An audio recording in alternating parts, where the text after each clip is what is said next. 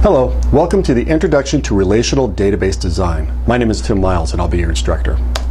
Today we are going to discuss how to design and build your relational database. In this course we're going to start off with learning what is a database. Why do we even have a database? We need to understand the databases found on a PC, and there are really only two that we have for the PC. Although there are many different types of architectures for databases, the two that we're going to find primarily are the flat file and the relational, and that's what we're going to deal with. We're then going to understand our relationships. Now the relationships are, what are the different relationships for tables in a relational database? We have a one-to-one, one-to-many, and a many-to-many. You're going to find out what each one of those do and how we can use those. We're also going to learn the process of database design, and that's what this entire course is really all about. It's how do you design your database before you physically start building it. And then the last thing we're going to learn about is normalization. And normalization is the process of breaking your database apart to eliminate redundancy and make your database more efficient and able to grow as your company grows.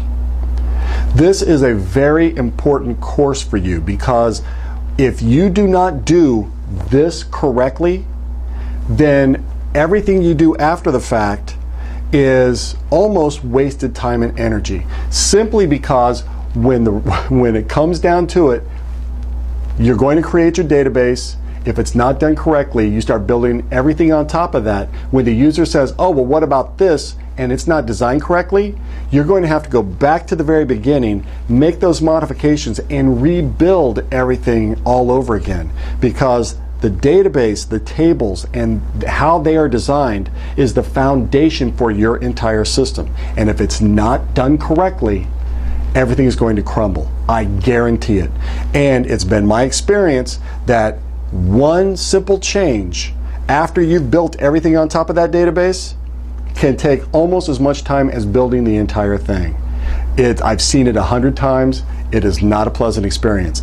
But by taking this course, you're going to hopefully eliminate that step.